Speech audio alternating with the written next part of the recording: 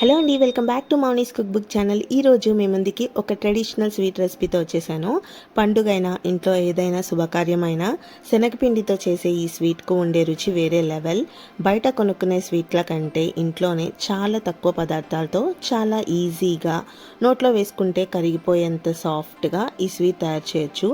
ఒక్కసారి ఈ recipe try చేస్తే మళ్ళీ మళ్ళీ ఇదే చేస్తారు.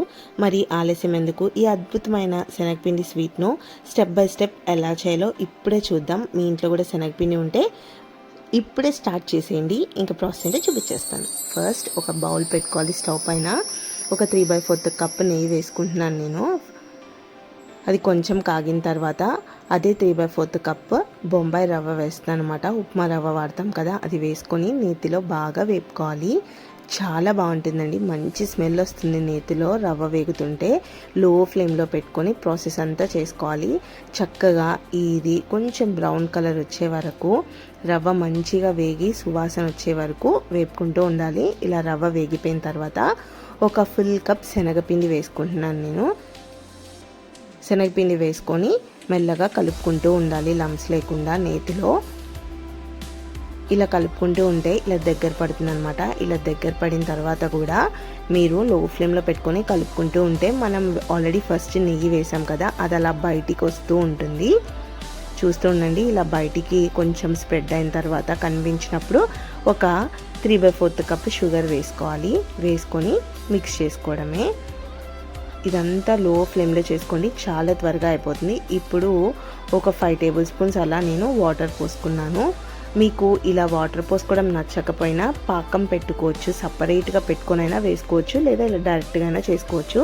కొంచెం వాటర్ పోసుకొని తర్వాత కొంచెం దగ్గర పడిన తర్వాత కొంచెం ఇలాచీ 2 దంచి వేస్తున్నాను. తర్వాత 2 to 3 టేబుల్ స్పూన్స్ ఆఫ్ నెయ్యి వేసుకొని కలుపుకుంటూ ఉండాలి. ఇలా ప్యాన్కి అంటుకోకుండా మనకి చక్కగా ఉండలాగా తయారైపోవాలన్నమాట.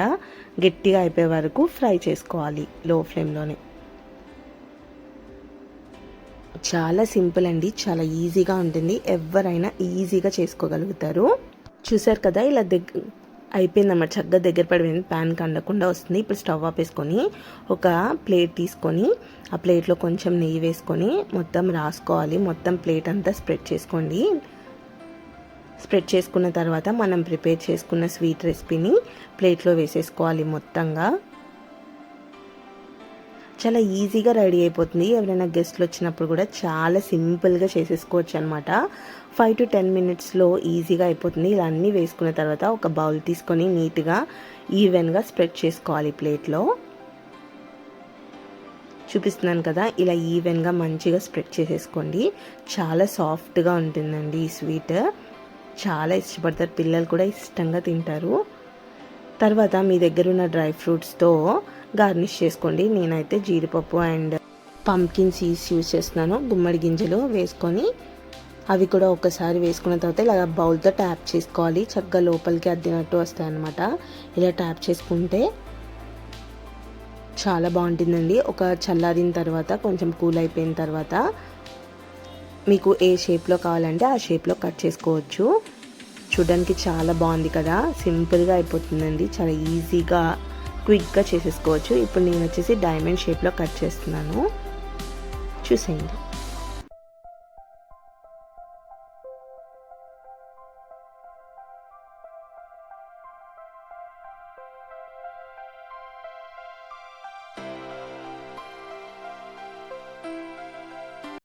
మీకు ఎలా కావాలంటే అలా స్క్వేర్ షేప్లో కానీ ఎలా కావాలంటే అలా కట్ చేసుకోవచ్చు. ఇప్పుడు ఒక్కటి తీసామంటే తర్వాత మిగతావన్నీ మనకు చాలా ఈజీగా వచ్చేస్తాయి అన్నమాట.